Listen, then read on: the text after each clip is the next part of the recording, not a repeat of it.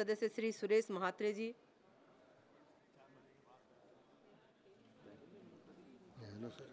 धन्यवाद अध्यक्ष महोदय।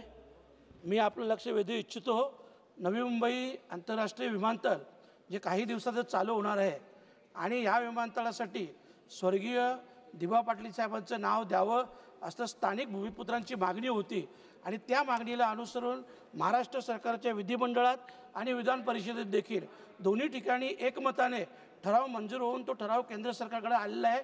मी दिबा पाटील साहेबांविषयी एवढंच बोलेन मॅडम की 2 वेळा खासदार, 5 वेळा आमदार, महाराष्ट्र विधानसभेचे विरोधी पक्षनेते आणि खास करून त्यांच्या प्रयत्नामुळे 1989 मध्ये महाराष्ट्रात जी महिला भ्रूण हत्या प्रतिबंधक कायदा लागू झाला त्याचं समर्थन केंद्र सरकारने देखील केलं आणि 1994 मध्ये केंद्र सरकारने देखील त्या कायद्याला मान्यता दिली।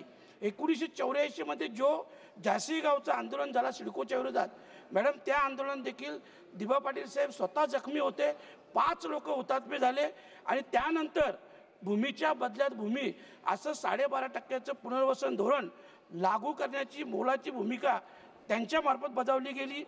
2013 मध्ये जो कायदा लागू झाला भूमी अधिग्रहण कायदा त्याच तत्वावर तो लागू होता आणि म्हणूनच या ऐतिहासिक आणि सामाजिक योगदानाला उचित सन्मान देण्यासाठी महाराष्ट्र सरकारने 2022 मध्ये निर्णय घेतलेला आहे आणि म्हणूनच मी केंद्र सरकारला विनंती करतो की त्या निर्णयाची लवकरात लवकर पूर्तता करावी आणि नवी मुंबई आंतरराष्ट्रीय विमानतळाला स्वर्गीय दिबा पाटील साहेबांचं नाव द्यावं जेणेकरून आत्तापर्यंत त्यांनी जे काम केलेलं आहे, समाजकार्य केलेलं आहे, त्या समाजकार्याला देखील एक मानवंदना होईल आणि त्यांच्या स्मृतीस देखील अभिवादन होईल अशा प्रकारची मी विनंती करतो।